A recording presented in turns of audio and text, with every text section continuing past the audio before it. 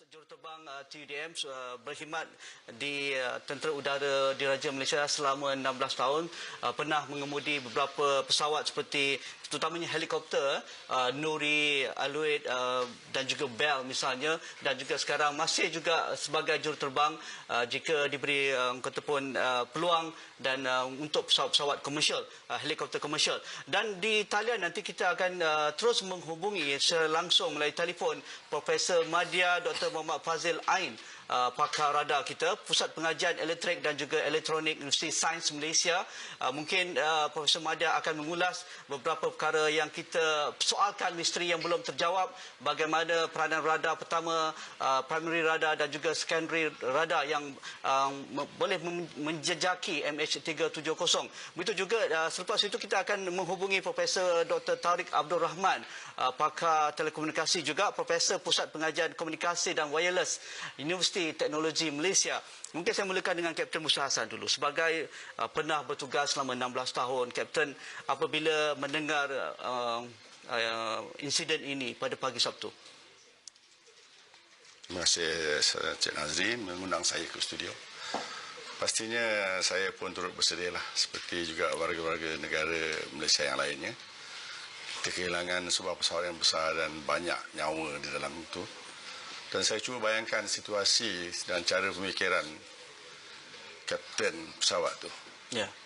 Walaupun pengalaman saya terhad kepada helikopter, tapi saya juga pernah dan banyak kali pernah terbang di bawah kawalan radar.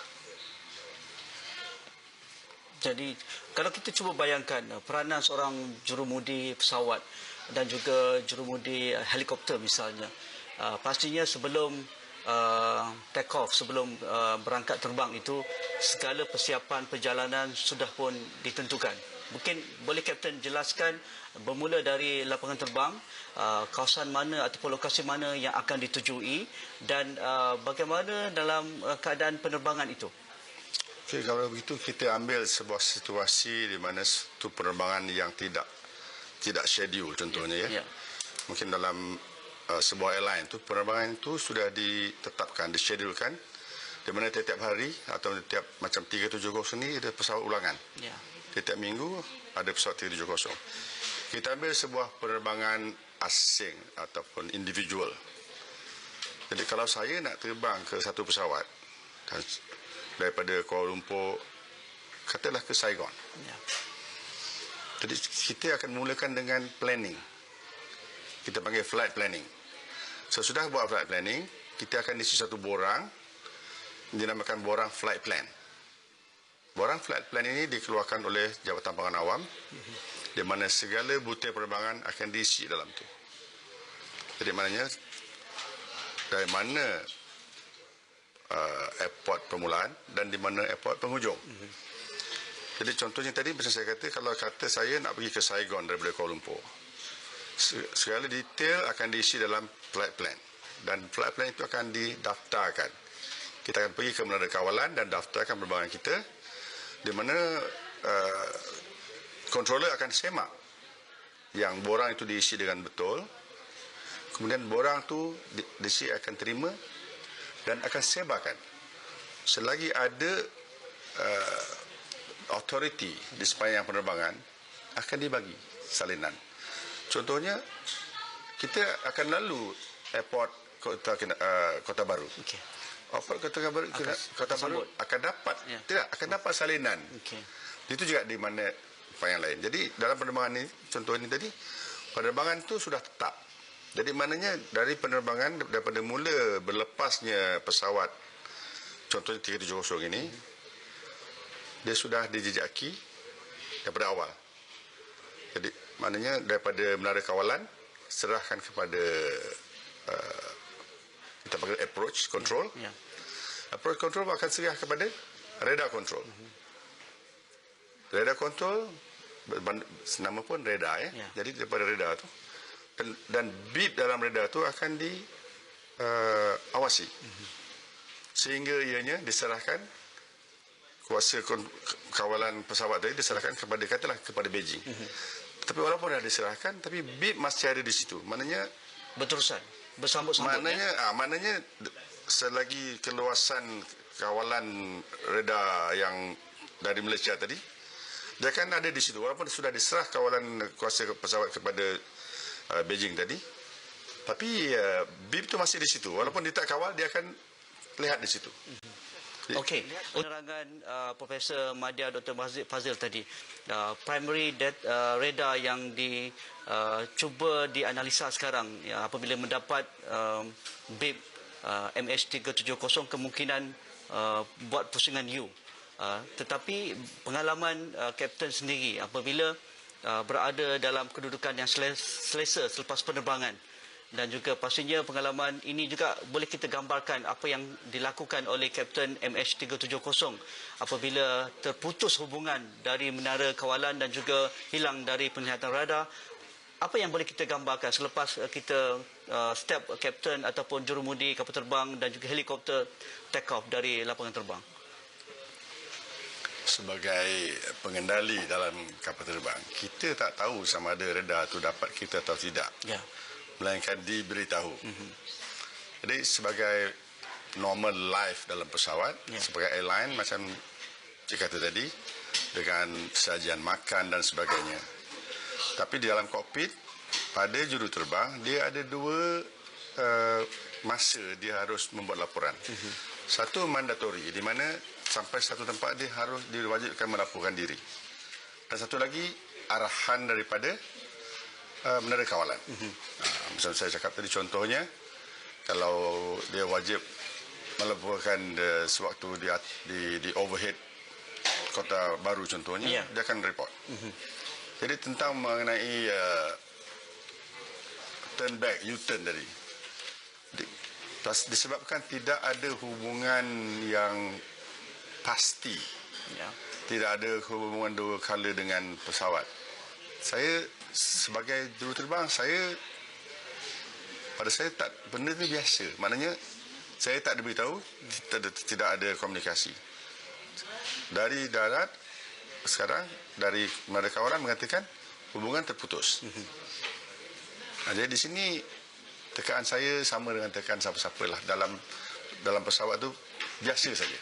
Pengalaman Kapten mengemudi Nuri dan pelbagai jenis aset TUDM, apabila berlaku kecemasan, apa yang dilakukan oleh Kapten pesawat untuk memastikan terus intact, terus berkomunikasi dengan menara kawalan dan melaporkan di mana kedudukan terakhir supaya pasukan mencari dan menyelamat boleh mengenal pasti kawasan tersebut? Kalau berlaku apa-apa kecemasan atau kami panggil emergency, kita ada prosedur. Tiap-tiap pesawat ada prosedur dalam emergency checklist. Ya. Kalau setakat putus perhubungan, pada saya itu masalah kecil.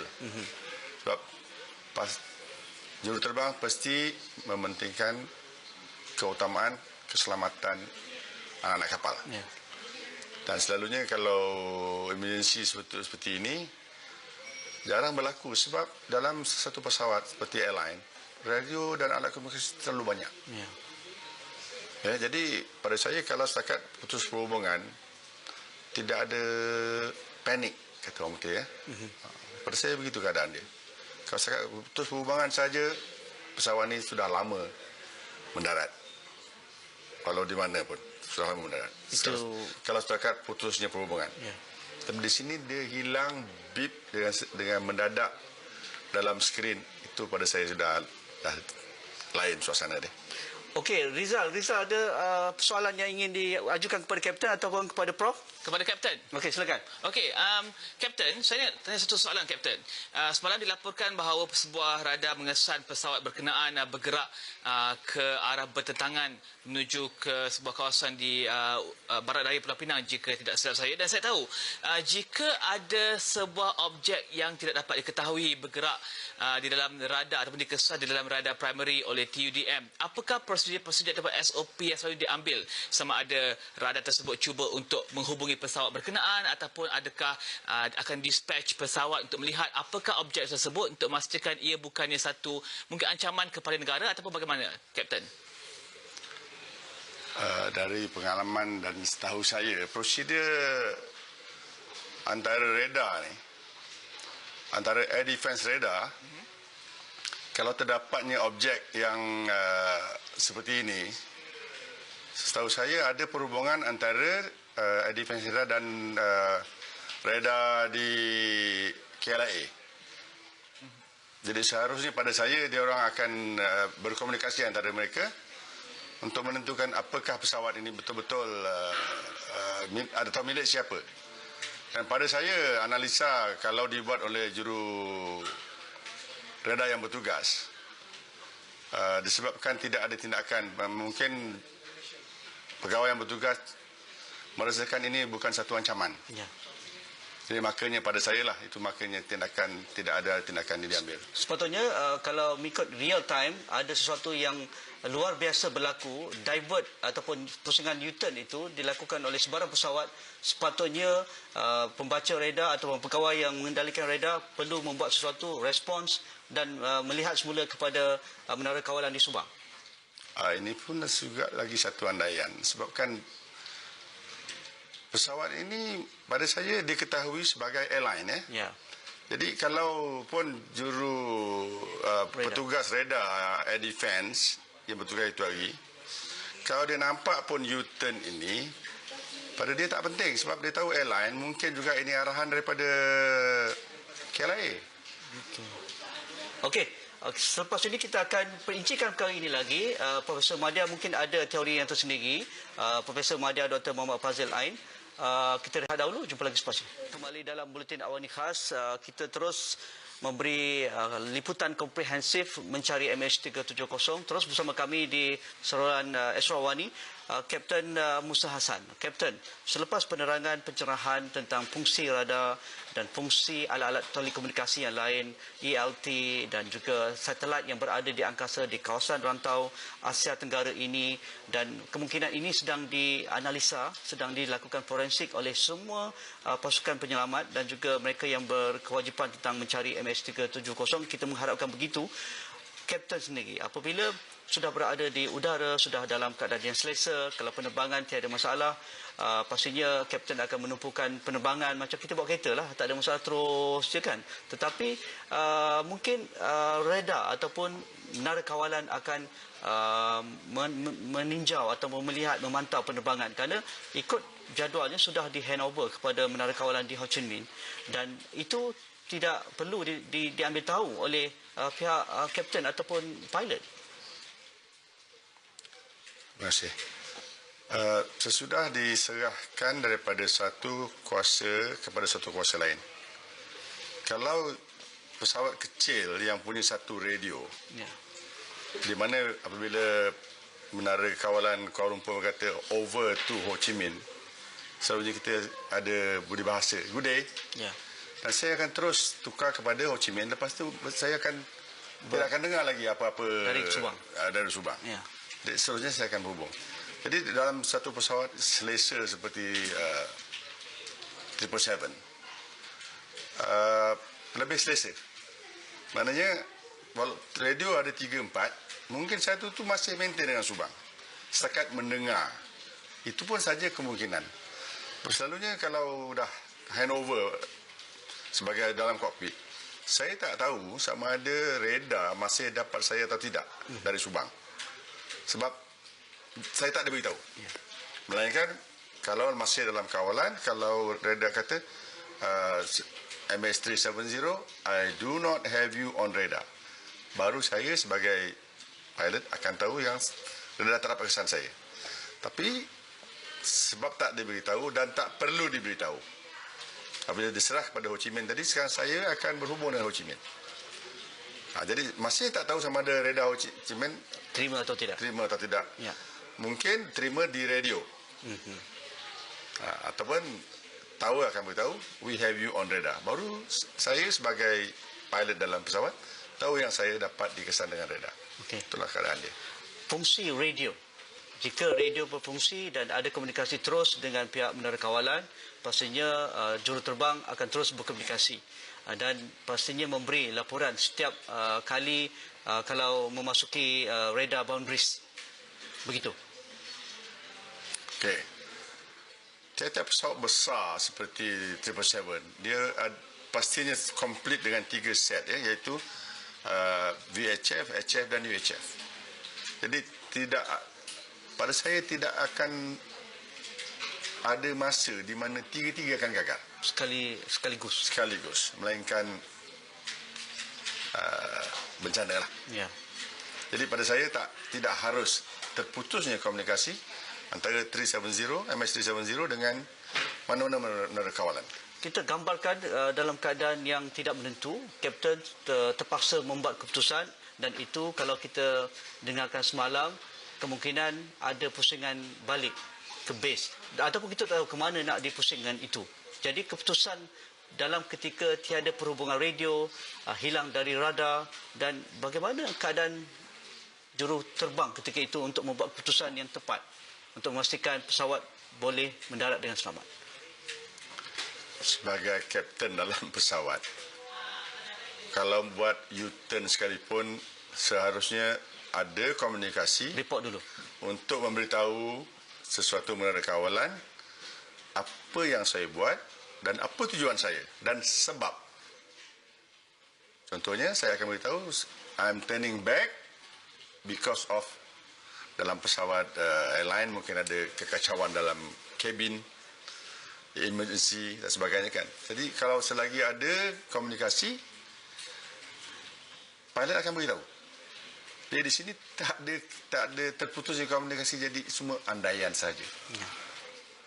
Jadi sebagai juruterbang berpengalaman, apabila menghadapi saat-saat kecemasan dan ingin mengekalkan kedudukan dan memastikan pesawat dapat meluncur dengan selamat dan sebagainya, bagaimana keadaan itu untuk memastikan semuanya berjalan lancar, tetapi dalam masa yang sama juruterbang menghadapi masalah komunikasi.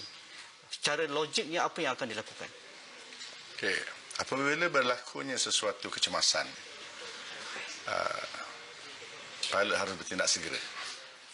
Jadi balik pada yang saya cakap tadi, kalau ada komunikasi, pertama sekali mesti memberitahu menara kawalan ataupun mana-mana authority, sama ada direct ataupun melalui pertolongan orang lain. Sebab kadang-kadang kita transmit, tower tak boleh terima, tapi ada pesawat lain terima.